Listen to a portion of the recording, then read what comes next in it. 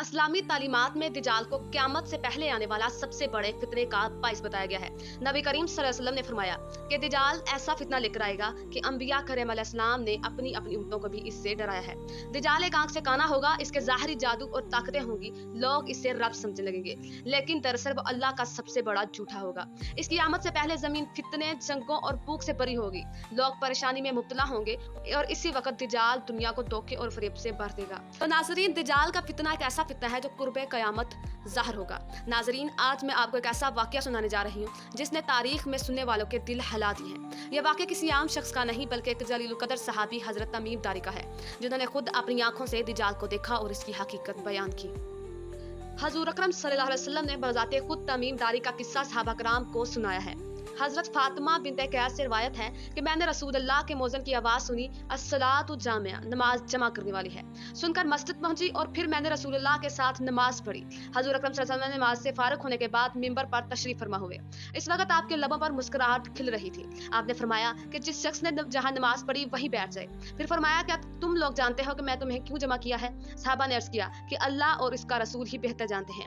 آپ نے فرمایا خدا کی قسم، میں نے تمہیں نہ تو کسی مرغوب چیز کے لیے جمع کیا اور نہ کسی دہشت ناک چیز کے لیے، بلکہ میں نے تمہیں اس لیے جمع کیا ہے۔ تمیم داری جو ایک نصرانی شخص تھا آیا اور مسلمان ہوا، اور اس نے مجھ کو ایک ایسا واقعہ سنایا جو مسیح اور دجال کے بارے میں ان باتوں کے مطابق ہے جو میں تمہیں بتایا کرتا ہوں۔ چنانچہ میں نے مناسب سمجھا کہ تمیم داری کا واقعہ تمہیں سناؤں تاکہ دجال کے بارے میں تمہارا یقین اور زیادہ پختہ ہو جائے اور میری بتائی ہوئی باتیں مشاہدے کے قریب ترین ہو جائیں۔ تو سنو، مجھ سے تمیم داری نے بیان کیا کہ وہ ایک دن قبیلہ لخم جزام کے 30 آدمیوں کے ساتھ ایک بحری کشتی میں سوار ہو کر روانہ ہوئے تو پانی کی موج ایک مہینے تک کشتی کے سواروں سے کھیلتی رہی، یہاں تک کہ اس موج نے کشتی کو غروب آفتاب کے وقت ایک جزیرے کے قریب پہنچا دیا اور سارے سواران چھوٹی کشتیوں میں بیٹھ کر اس جزیرے کی طرف پہنچ گئے۔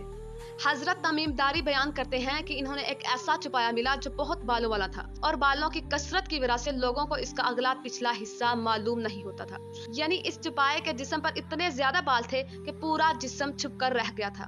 لوگوں نے کہا کہ تجھ پر افسوس ہو، تو کون ہے اور کیا ہے؟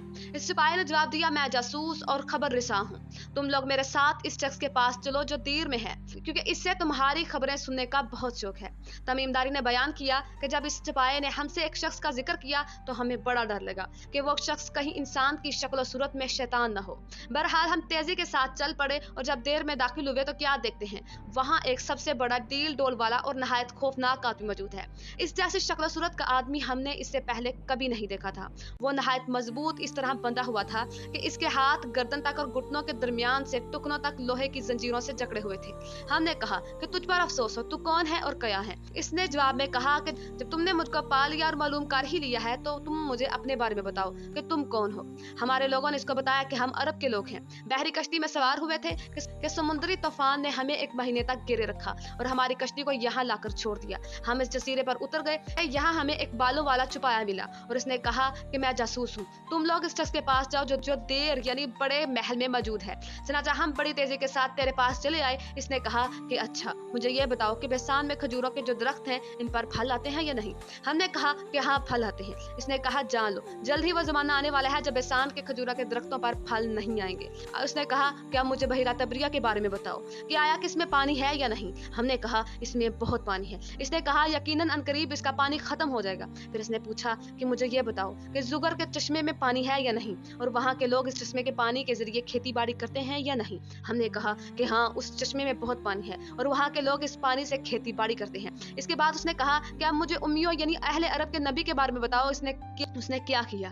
ہم نے کہا انہوں نے مکہ کو چھوڑ دیا، اب یثرب کو ہجرت کر گئے ہیں۔ اس نے پوچھا کہ عرب کے لوگ ان سے لڑے ہیں؟ ہم نے کہا کہ ہاں۔ پھر اس نے پوچھا کہ انہوں نے اہل عرب سے کیا معاملہ کیا؟ ہم نے ان کو بتایا کہ وہ نبی ان عربوں پر غالب آ گئے ہیں جن کے قریب ہیں اور انہوں نے ان کی اطاعت اختیار کر لی ہے۔ اس نے کہا کہ تمہیں معلوم ہونا چاہیے کہ ان لوگوں کے لیے ان کی اطاعت کرنا ہی بہتر ہے، اور اب میں تمہیں اپنے بارے میں بتاتا ہوں۔ میں در حقیقت یعنی مسیح یعنی دجال ہوں۔ وہ زمانہ جلد ہی آنے والا ہے جب مجھ کو نکلنے کی اجازت مل جائے گی उस वक्त मैं निकलूंगा और 40 दिनों तक जमीन पर फिरूंगा, यहाँ तक कि कोई आबादी ऐसी नहीं छोड़ूंगा जिसमें दाखिल नहीं होगा सिवाय मक्का और तैयबा यानी मदीना मुनव्वरा के।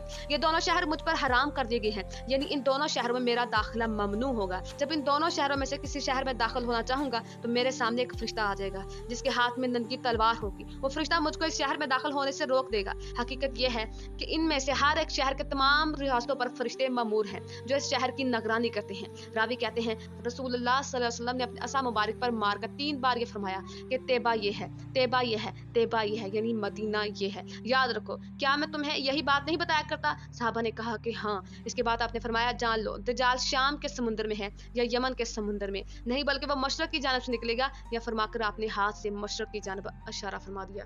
दोस्तों, इस वाक़े से हमें यह सबक मिलता है कि दज्जाल हकीकत है, वो क़यामत से पहले ज़रूर आएगा। वो इसके फितने से सिर्फ वही महफूज रहेगा जिसका ईमान मजबूत होगा और जो कुरान और सुन्नत पर कायम रहेगा। नबी करीम सल्लल्लाहु अलैहि वसल्लम ने हमें सूरत काफ की इब्तिदाई आयात की तिलावत की तलकीन फरमाई ताकि हम दज्जाल के फितने से बच सकें।